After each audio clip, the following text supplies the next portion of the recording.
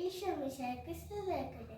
ഈശോയിൽ സ്നേഹം നിറഞ്ഞവരെ, ഞാൻ ഇന്നിവിടെ പറയാൻ പോകുന്നത് എല്ലാവർക്കും പ്രിയങ്കരനായ യേശുക്രിസ്തുവിന്റെ വിശ്വസ്തദാസനും കത്തോലിക്ക സഭയിലെ ഏറ്റവും ജനപ്രിയനായ വിശുദ്ധരിൽ ഒരാളായിരുന്നു വിശുദ്ധ അന്തോണീസ്.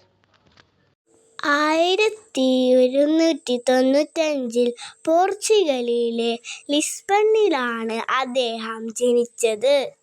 അതുകൊണ്ടാണ് അദ്ദേഹം പാദുവയിലെ വിശുദ്ധ അന്തോണീസ് എന്നറിയപ്പെടുന്നത്. എന്നാൽ ഇറ്റലിയിലെ പാദുവ എന്ന സ്ഥലത്തു വെച്ചാണ് അദ്ദേഹം തൻ്റെ പ്രേഷിത പ്രവർത്തനങ്ങളുടെയും അത്ഭുതങ്ങളുടെയും ലോകമറിയപ്പെടുന്ന ഒരാളായി മാറിയത്.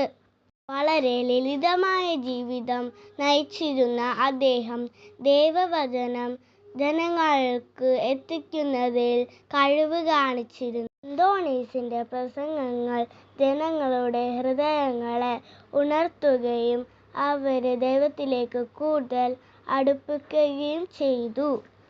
അതുകൊണ്ട് തന്നെ ദൈവവചനത്തിന്റെ സിംഹം എന്നാണ് അദ്ദേഹം അറിയപ്പെടുന്നത്. കാണാതായ വസ്തുക്കൾ കണ്ടെത്തിത്തരുന്ന വിശുദ്ധനാണ് നമ്മളിൽ പലരും അന്തോണീസിനോട് പ്രാർത്ഥിക്കുന്നത്. എന്നാൽ അതിലേറെ ജീവിതത്തിൽ വഴിതെറ്റിപ്പോയ അനേകരെ ദൈവത്തിന്റെ സ്നേഹത്തിലേക്ക് തിരികെ കൊണ്ടുവരാൻ അദ്ദേഹത്തിന് സാധിച്ചു. പാവങ്ങളോടും രോഗികളോടും വലിയ കാരുണ്യം കാണിച്ചിരുന്നു അദ്ദേഹം. 36-ാം വയസ്സിൽ അദ്ദേഹം ഈ ലോകം വിട്ടുപോയെങ്കിലും അനേകം ആളുകൾക്ക് അദ്ദേഹം പ്രത്യാശയുടെയും രോഗശാന്തിയുടെയും പ്രകാശഗോപുരമാണ്.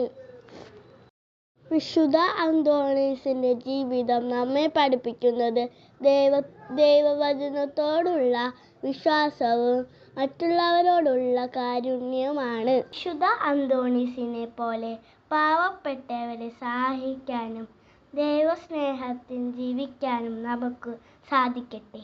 അന്തോണീസിന്റെ മാധ്യസ്ഥം നമുക്കെല്ലാവർക്കും കോട്ടയായിരിക്കട്ടെ എന്ന് പ്രാർത്ഥിച്ചുകൊണ്ട് ഞാൻ നിർത്തുന്നു. നന്ദി.